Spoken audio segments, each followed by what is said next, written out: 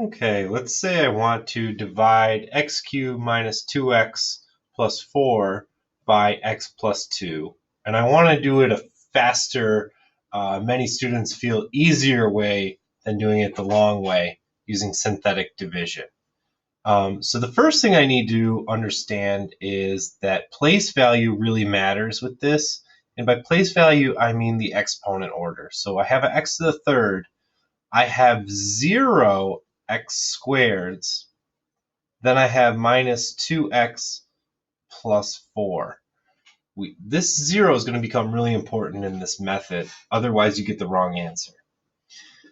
And also, when I set up a synthetic division problem, we want to divide by the 0 that's related to the divisor. So the thing you're dividing by, you want to use the 0 related to it.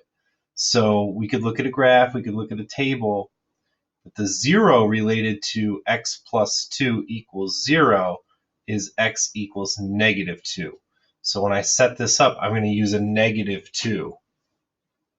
And the way we set it up is, for whatever reason, they always put their division box upside down from how the long division works. And then they put the coefficients of the dividend inside. And the dividend is just the thing that's getting divided. So remember that if there is no coefficient, it's a 1. Then we put in that 0x squared. Then we put negative 2x's, and then we put a 4. That was our constant.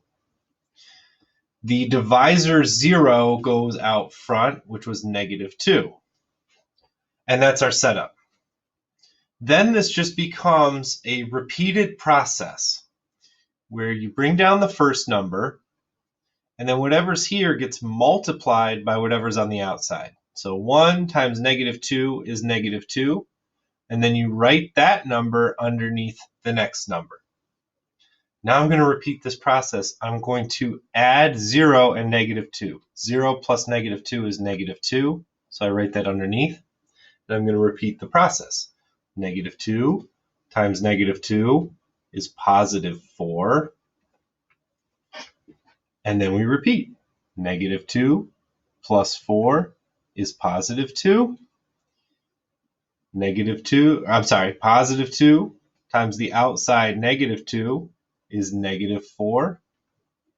And then we add these and we get 0.